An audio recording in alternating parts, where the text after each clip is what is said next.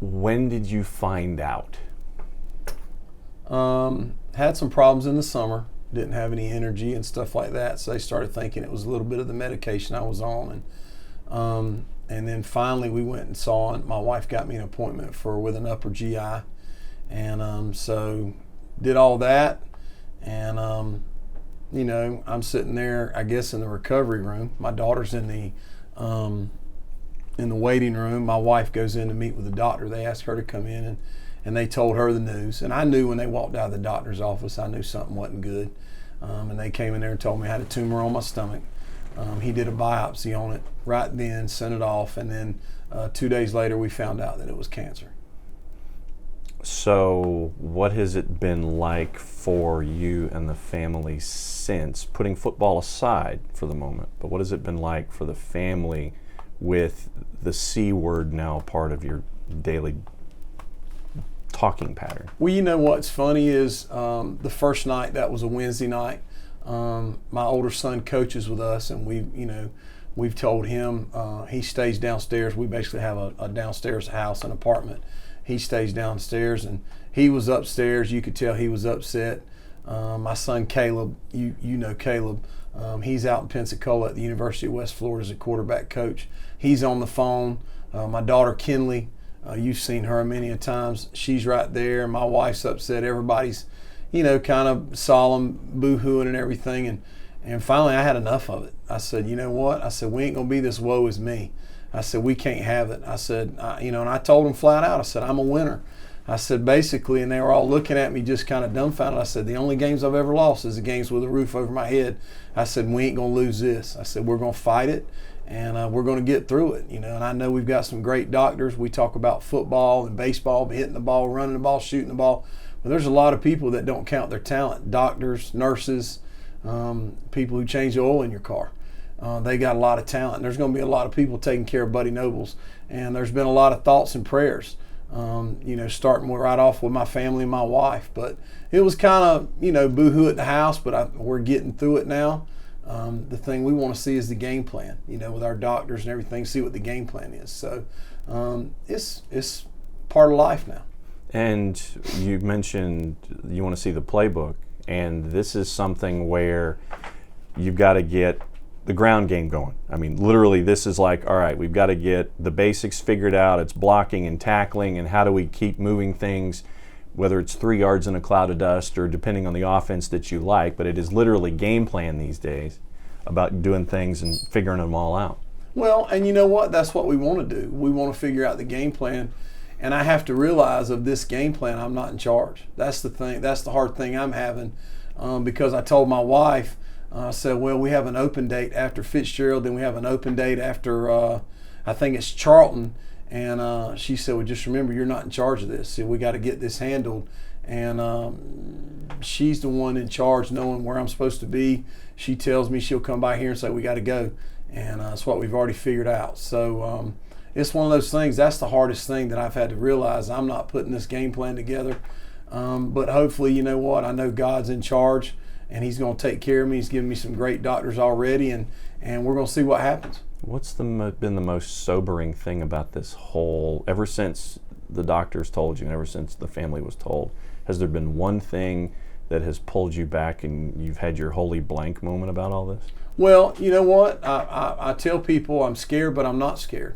I'm not scared of my eternity. I know my security in Jesus Christ.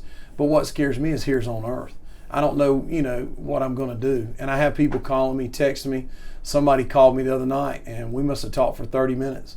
And he said he'd gone through cancer, and he said the chemo and radiation is, to use a phrase that we've all used around us because we don't coach, is HE-double-L. Mm-hmm. It's really rough on your body.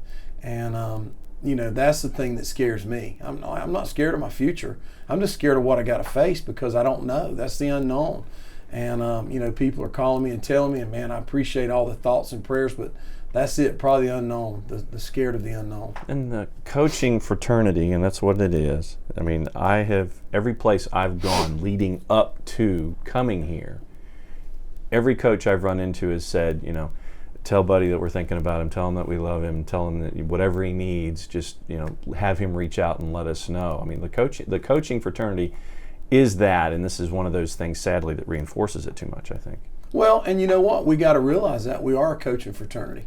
I mean, I like getting after people on a Friday night, but when it's over with, man, I want to be friends. I want to make sure that we get along and everything.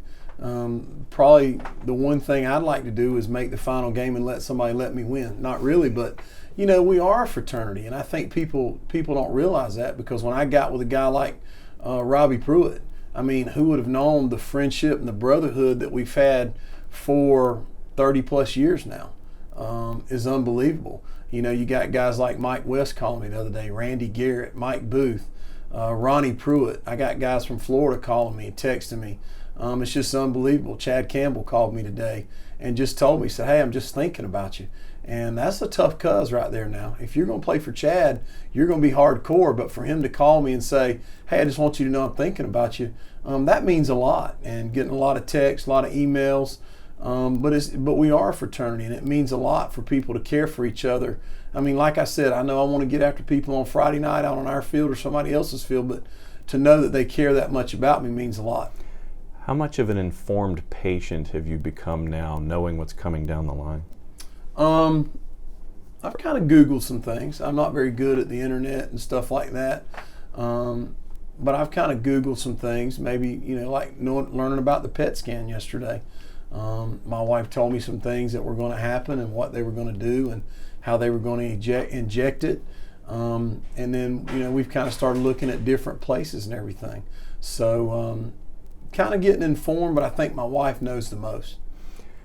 And I think also what this does is it reinforces that it's okay for guys and coaches and all of that macho stuff to kind of just be put to the side now. It's okay. This is another example of, hey, it's okay for your friends to kind of speak up and sit there and tell you that they love you. Well, and you know what? I've had a bunch of coaches tell me, but the one that's affected me the most is my team. Because I don't want my seniors to have their senior year messed up. Just like I told them the other day when I told them I had cancer. And I'm sorry. All right.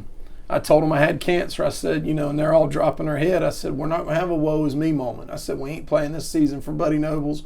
We're not doing any of that. We're going to play for each other. We're going to play for the seniors. We're going to play for Irwin County High School.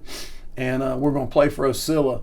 But to in today's society, how tough our society is, for somebody to come up and put their arm around you and tell you they love you, especially some of those guys in that locker room right there that I know are hardcore, that means a lot.